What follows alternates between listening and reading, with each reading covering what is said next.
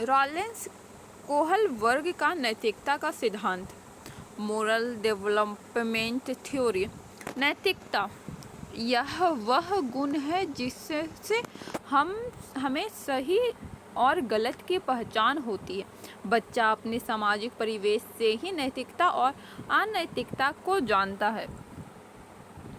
Kohler वर्ग America के एक मनोवैज्ञानिक थे जिन्होंने नैतिकता का सिद्धांत या नैतिक विकास का सिद्धांत दिया।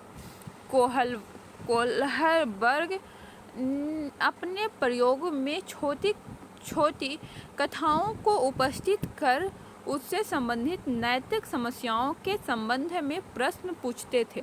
उनके द्वारा पूछे जाने वाली लघु कथाओं में से एक लघु कथा निम्न है। यूरोप में एक महिला मौत के कगार पर थी। डॉक्टर ने कहा कि एक दवाई उसे शायद उसकी जान बच जाए। वह एक तरह के रेडियम था जिसकी खोज उस शहर में एक फार्मासिस्ट ने तभी की थी। दवाई बनाने का खर्चा बहुत था और दवाई वाला दवाई बनाने के खर्च से 10 गुना ज़्यादा पैसा मांग रहा था।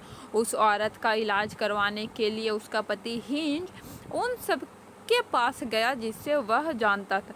उससे केवल कुछ पैसे ही उधार मिले जो कि दवाई के दाम से आधे ही थे।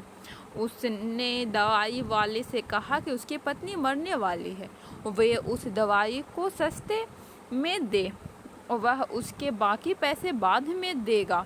फिर भी दवाई वाले ने मना कर दिया। दवाई वाले ने कहा कि मैंने यह दवाई खोजी है, मैं इसे बेचकर पैसे कमाऊंगा। तब हिंज ने मजबूर होकर उसकी दुकान तोड़ कर वह दवाई अपनी पत्नी के लिए चुरा ली।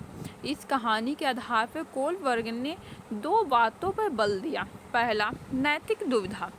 सही और गलत के बारे में डिस्कशन लेने में शामिल प्रक्रियाओं को नैतिक दुविधा कहते हैं। एग्जाम्पल, हिंज अगर चोरी करेगा तो पुलिस पकड़ लेगी और नहीं करेगा तो उसकी बीवी मर जाएगी।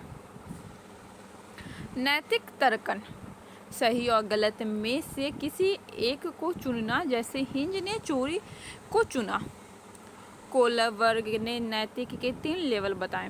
पहला, प्री कन्वेंशनल स्टेज 4 से 10 वर्ष। इस अवस्था में नैतिकता शून्य होती है, यानी बच्चों को सही गलत के बारे में पता नहीं होता। इस अवस्था में नैतिक तर्कन दूसरे लोगों के मानकों के अनुसार होती है। इस अवस्था को 2 भागों में बांटा है। पहला, दंड एवं आज्ञा पालन उन्मुखता। इसमें बच्चे की नैतिकता सजा और आज्ञा पालन पर आधारित होती है। जब हिंज ने चोरी की तो बच्चों ने सोचा कि अगर वह चोरी करेगा तो उसे सजा मिलेगी। दूसरा, साधनात्मक सापेक्ष तथा उन्मुखता। इस बात को जैसे को तैसे भी कहा जाता है, क्योंकि इसमें जैसा व्यवहार कोई उसके साथ करेगा वैसा ही वह खुद भी करेगा। एक बच्चे ने दूसरे बच्चे की पेंसिल तोड़ी तो दूसरे बच्चे ने उसका पेन तोड़ दिया। दूसरा, कन्वेंशनल स्टेज 10 से 13 वर्ष। इस अवस्था में बच्चा दूसरे लोगों के मानकों को अपने अंदर समावेशित कर लेता है तथा उसी के अकॉर्डिंग सही या गलत का निर्णय करता है। इस अवस्था को भी 2 भागों में बांटा गया है। पहला, अच्छा लड़का या अच्छा लड़की बनने की उन्मुखता। दूसरा, कानून व व्यवस्था उन्मुखता। इसमें बच्चा कानून तथा सामाजिक व्यवस्था को बनाए रखने की भावना विकसित करता है। क्योंकि उसके पापा का एक्सीडेंट हो गया था रेड लाइट पार करते हुए, इसीलिए वह ऐसा नहीं करेगा। तीसरा, पोस्ट कन्वेंशनल स्टेज 13 वर्ष से ऊपर। इसमें डिस्कशन खुद के लिए जाते हैं, ना कि समाज के जरिए या क्या सही है और क्या गलत। इसकी 2 अवस्था है। पहला, सामाजिक अनुबंधन उन्मुखता। इसमें किशोर मानते हैं कि नियम लोगों के भले के लिए है। अगर किसी नियम के से किसी का नुकसान होता है तो ऐसे नियम को तोड़ देना चाहिए। अगर रेड लाइट तोड़कर उसके पापा की जान बच सकती है तो उसे तोड़ दो।